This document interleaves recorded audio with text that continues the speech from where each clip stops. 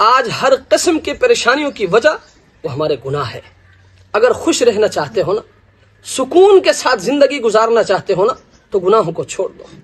آپ نے دیکھا ہوگا، آپ نے تجربہ بھی کیا ہوگا کہ جو شخص گناہ کرتا ہے، اللہ تبارک و تعالیٰ کی نافرمانی کرتا ہے، وہ پریشان رہتا ہے، وہ کبھی سکون میں نہیں رہتا، وہ ہمیشہ ٹینشن میں رہتا ہے، وہ ہمیشہ پریشان رہتا ہے۔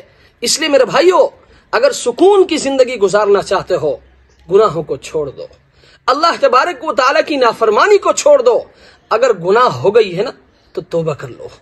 آپ نے سنا ہوگا موسیٰ علیہ السلام کی قوم نے ایک مرتبہ حضرت موسیٰ علیہ السلام سے عرض کیا کہ حضرت بارشیں نہیں ہو رہی، آپ بارش کے لیے دعا کیجئے۔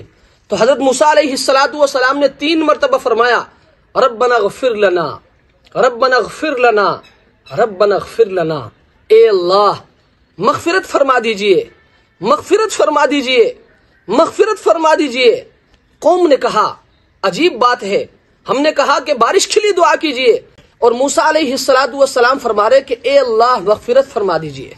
تو موسیٰ علیہ السلام نے فرمایا کہ دیکھو، جب اللہ تبارک و تعالیٰ کسی بندے سے راضی ہوتے ہیں نا تو گناہوں کو معاف فرماتے ہیں، اور جب گناہوں کو معاف فرماتے ہیں تو تمام تر ضرورتوں کو پورا فرماتے ہیں۔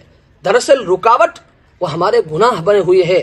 اس لیے آج بھی اگر آپ چاہتے ہیں کہ میری زندگی سے تمام رکاوٹیں دور ہو، تمام پریشانیاں ختم ہو، سکون کی زندگی مجھے میسر ہو، سکون کی زندگی مجھے مل جائے، تو میرے بھائی آج بھی آپ نے گناہوں کو چھوڑنا ہوگا، اللہ تبارک و تعالیٰ کی نافرمانیوں کو چھوڑنا ہوگا، اللہ کے نبی کی سنتوں کو پامال کرنے سے اپنے آپ کو بچانا ہوگا۔ تب جا کر آپ کی زندگی میں سکون آئے گی، آپ چین کے ساتھ زندگی گزار سکتے ہو، اور